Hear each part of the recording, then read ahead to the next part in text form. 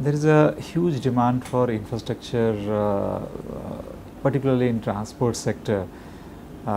We are depending largely on rail transport. Local suburban train system is the one which had been sort of providing a facility for our people in the last many decades. In the last decade only, we have now initiated the process of bringing in other public transport infrastructure, for example, metro corridors or monorail corridor, etc. So that process of course has started recently, and the first metro corridor, which is Warsaw to Ghatkopar, is now nearing completion within a period of month or so. That corridor shall be open to public. There are many other corridors which are likely to come up. One metro corridor which is starting from Kafpre to Seeps, that we have already invited bids, and the work will be started sometime in early next year. And there are 7 more corridors which are in phase 1 that shall be started one by one, maybe in the next 3-4 years time.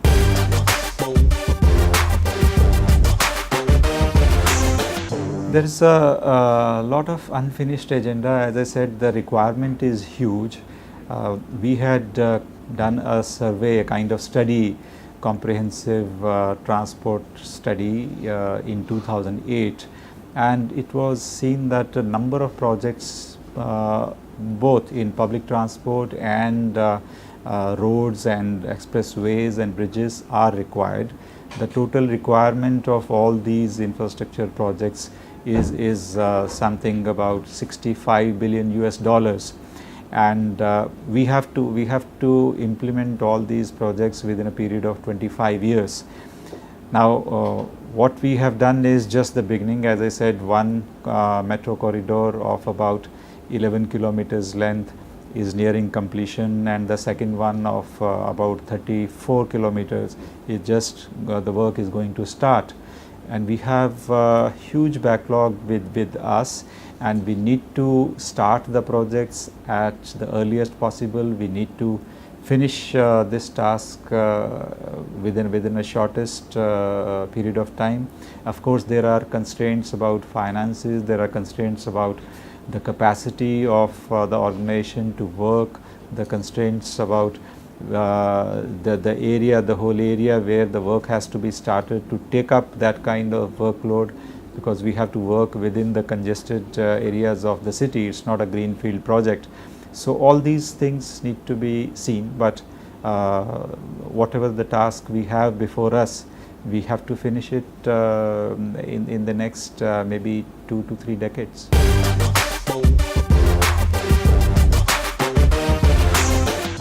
There has to be some integration between the different modes of transport. For example, the metro rail transport network has to be integrated with the railway system. Similarly, the metro and monorail and railways. So all these, there are 3 primary methods of public transport which we have been using now. And 3, they have to talk to each other in an integrated way. So we are trying to do that. All our corridors are designed to have some kind of connectivity linkage with the other public transport corridor which is intersecting at any point, so that as far as possible people don't have to face any difficulty in changing over from one mode of transport to another mode of transport. So it should be a seamless kind of journey as far as possible. So we are trying to do that. So even the east-west connectivity through metro or other systems, we try to link it with the north-south connectivity which already exists through the rail systems.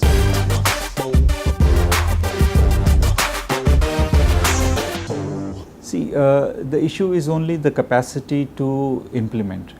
We know what is to be done. We have identified through this comprehensive study which we had done that these are the list of projects. We know the cost involved in that.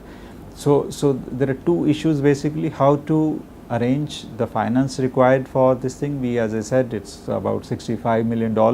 How to arrange that kind of funding within a given time frame, and to have the capacity, organizational capacity, implementational capacity of either MMRDA or whosoever other agency is involved in this. Like for metro corridors, we have set up a separate company, an SPV called Mumbai Metro Rail Corporation, MMRC. So we have to strengthen the capacity of this company so that it should become capable of implementing the kind of projects we are likely to have in hand.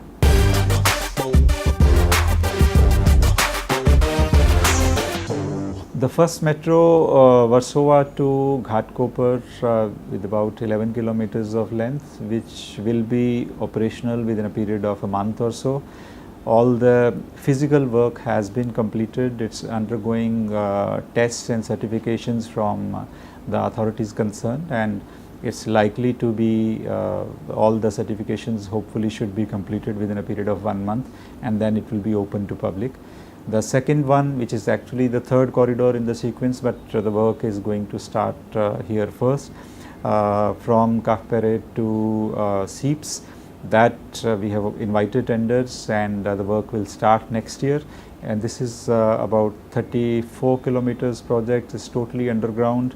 Therefore, it will take about 7 years to complete from next year.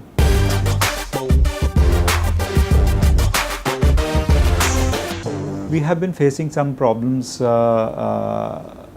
PPP models. The Metro Line 1 was through PPP, and in fact this is one of the few projects, in fact this was the first PPP project in metro in India, and thereafter there are many projects which have been done on EPC basis directly by the government agencies. There have been some problems which have been faced in PPP because the act under which the metro corridors are implemented, constructed, operated, in fact does not have any specific provision for PPP contracts. So there is some kind of vacuum which does create problem. We have sought for amendment in the act itself, and somehow the environment also is not very conducive for large complicated PPP projects in our country. There have been cases of post implementation disputes arising, and there are no formal regulators or regulated system to address these issues. So these are kind of issues which we are facing. So unless we have the system in place which takes care of such issues, we cannot really take up large infrastructure projects through PPP.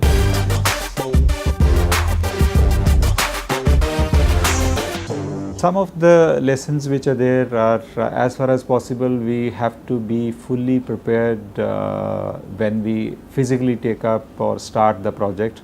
For example, the first and foremost issue is ROW, the right of way for the project has to be with us, because it takes a lot of time in between.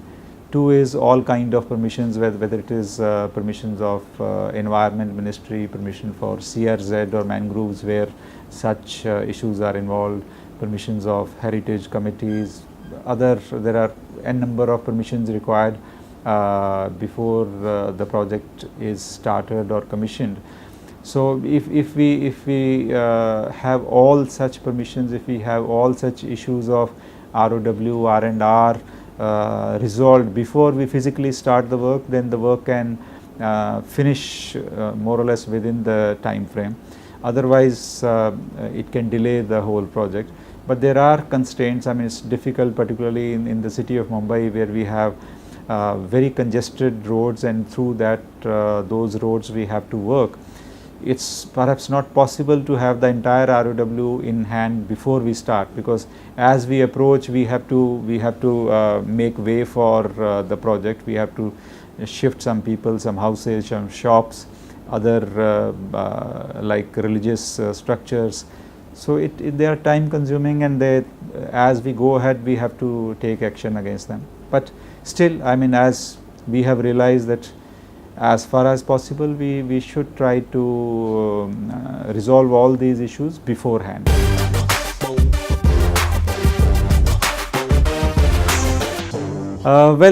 Since on any post one is supposed to be there for 3 years or so, so any project which you can complete within your tenure, that's supposed to be the dream project. And Metro Corridor 3, which I had initiated, I have started the process and will be started, the work will start next year, would be my dream project, and I would like to see that it comes up at the earliest possible and people can get benefited with this.